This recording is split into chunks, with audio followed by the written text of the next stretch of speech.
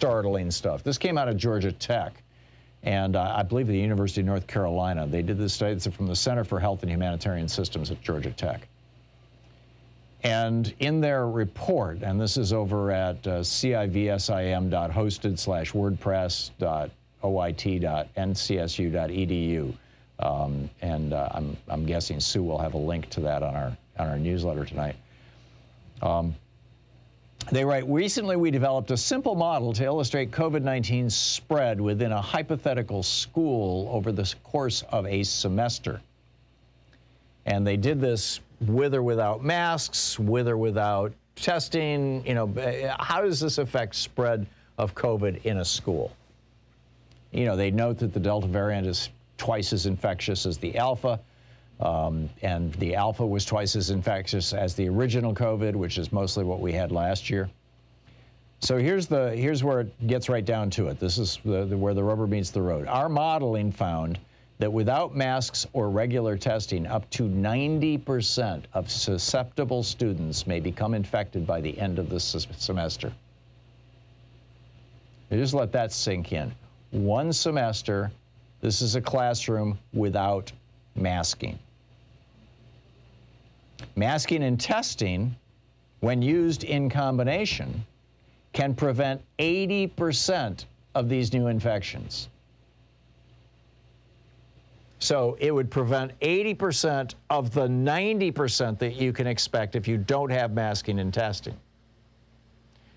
Which, you know, 80% of 90% is what? Something like 70 some odd percent?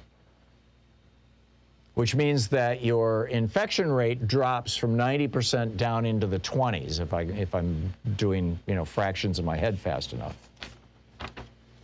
It's pretty straightforward stuff. And now you also have in British Columbia, the province of British Columbia, you know, they call them provinces in Canada, we call them states here. British Columbia is the one that's just north of us, right? On the Pacific coast, it's where Vancouver is their biggest city, I believe, and which is not Vancouver, Washington, it's Vancouver, BC. They're over it. We're not screwing around anymore, they say. They just announced a new regulation requiring a government-issued vaccine certificate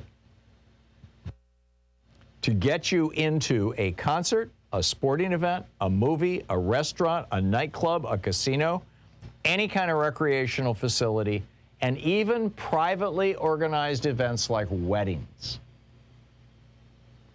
That's it. Now, they're giving people a 3-week grace period. They're saying, okay, you've got 3 weeks to get yourself vaccinated. And then on top of that, they're adding another 5 weeks for you to get your second vaccine. So you can get in after you have your first vaccine starting 3 weeks from now, but by 5 weeks from now, you've got to have both. Or by 5 weeks later, 5 weeks after that. So that'd be 8 weeks altogether. And this was announced on the Canadian Broadcasting Corporation. The mayor of a small Rocky Mountain town in the interior British Columbia, it's called Nelson. His name is John Dooley. He said, I actually believe that a vaccine passport will improve business opportunities because the people will feel safer going out.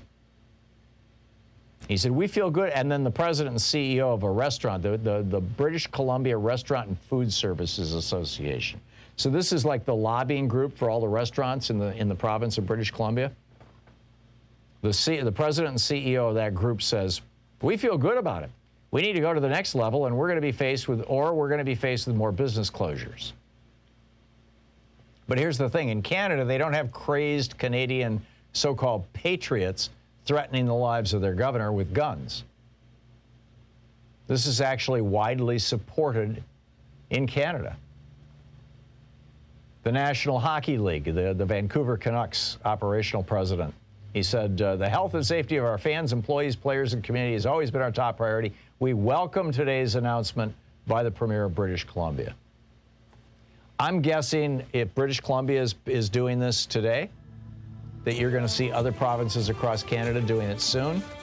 And now that this vaccine is approved in the United States, we need to start seeing states doing it. Oh, you want to go out? You want to participate in civil society? Prove that you're vaccinated.